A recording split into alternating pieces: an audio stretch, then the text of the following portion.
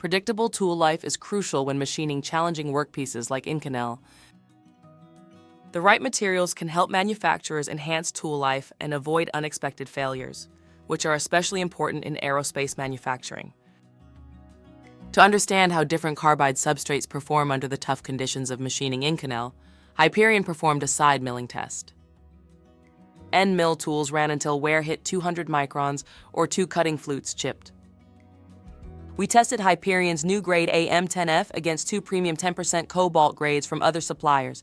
The results demonstrated superior durability, with AM10F delivering nearly 60% longer tool life and far better tool life consistency. Why the difference? Microstructural analysis revealed the truth.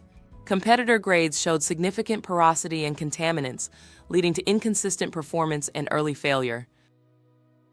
Choosing lower quality carbide might seem like a cost-saving measure up front, but cutting corners on carbide substrates isn't saving, it's a risk.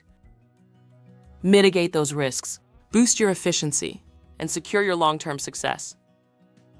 Invest in the proven quality of Hyperion carbide rods.